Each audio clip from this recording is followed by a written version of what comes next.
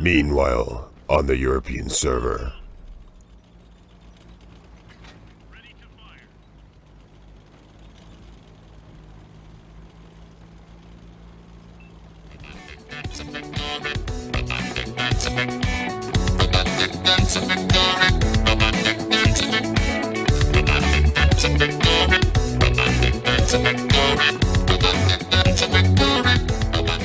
Look at all those robots!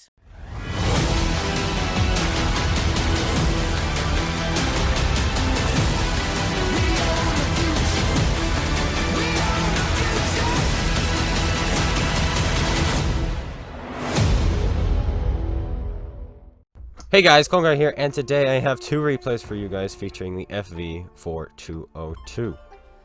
Both of them are on this map, and both of them are on this side, and both of them last about just as long.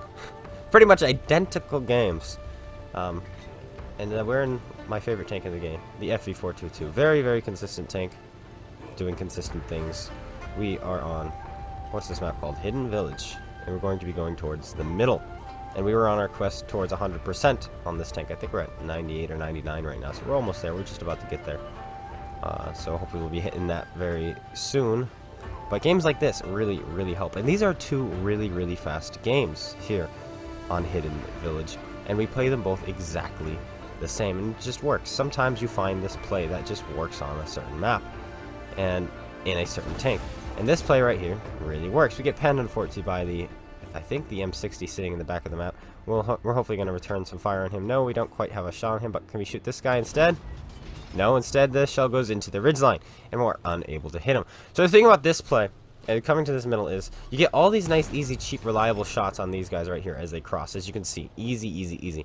But there is one big issue, and that's artillery. If artillery is in a position on your right, he can shoot you. However, oftentimes artillery on this map will position on the left because there's this little cove there, this alcove, not a cove, an alcove, which you can hide in, and then you can shoot down the left flank, and if they're there, they will not have shots on you, which is pretty nice.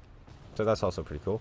But this machine, hello there, go shot for his tracks, and we do blow his tracks off, and he repairs it. He is down a repair kit, and we know this, we need to remember this. M60, shell out, hits a building, unfortunately. Shell goes straight, but it's just very hard to see through all these pink trees exactly where buildings are and aren't. Hello there, go for his tracks.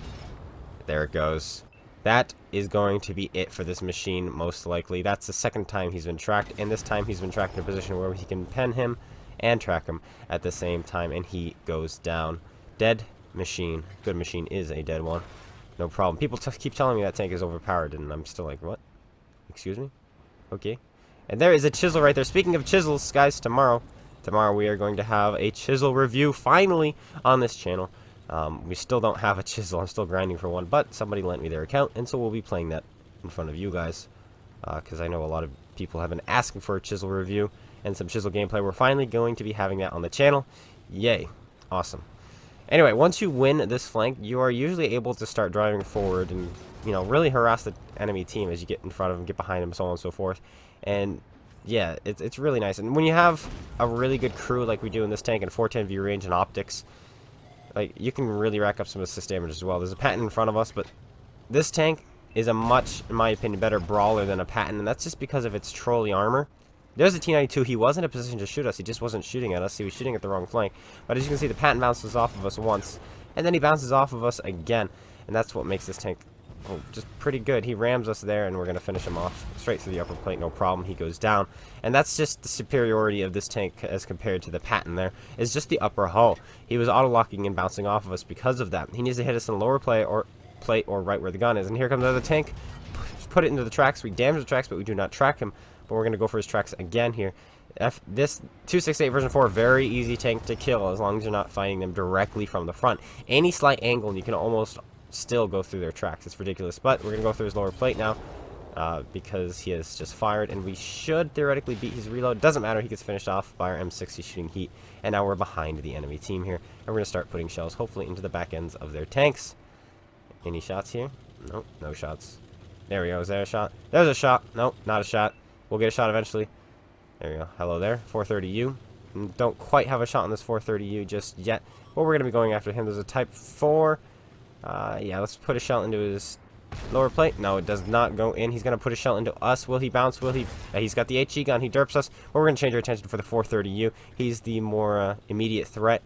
And a one-shot, we can get his gun out of the way. He bounces off of us. We're not going to bounce off of him. We finish off the 430U. And now we're going to change our attention to this Type 4 heavy tank.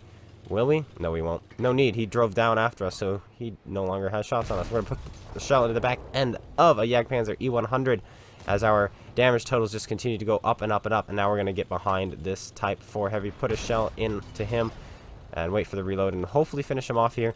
Maybe we will, maybe we won't. Aiming up a shot. Will we get the kill on him? Yes, we will. He goes down, picking up our 4th kill of the game. And now we're up to 4,500 damage and 4,100 assist damage. But there are still 2 tanks left, and we're going to be going after them now. Unfortunately, though, we are one-shot for the Jagdpanzer E100 because of the HE shell from the Type 4 Heavy. He had us pretty hard there, actually. And plus, the little bit of ram damage we took from the Patton also didn't help. But you know, it is what it is. We're just going to have to really... Oh. There we go. We're just going to really have to think hard and outplay this guy because we are both one-shots. Unfortunately for him, though, he does not have a turret. We do. And we're going to be using that to our advantage. We also have gun depression. And he's also not facing us, but yet again, he doesn't have a turret, so that makes it really awkward for him.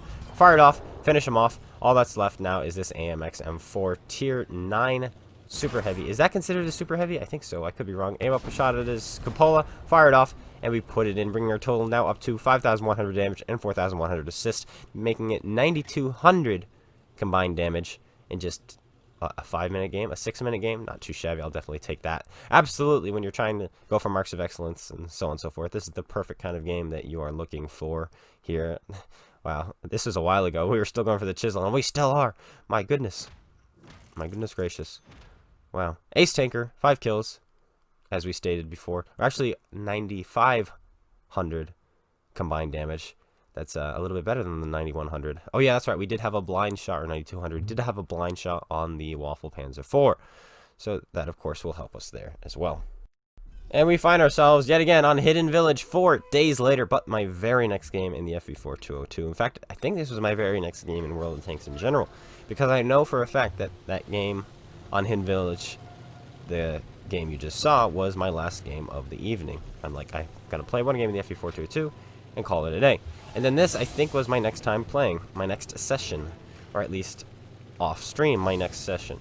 And we pull out the FV4202 again. I know it was my very next game in the FV4202, and they give us the same map. Of course, that's just RNG. Even the map rotation is RNG based. I've had days where, very recently, or I played 8 games and 4 of them were on Ghost Town. Not very fun. Not very fun experience. Let me just tell you that. Getting the same map over and over and over again.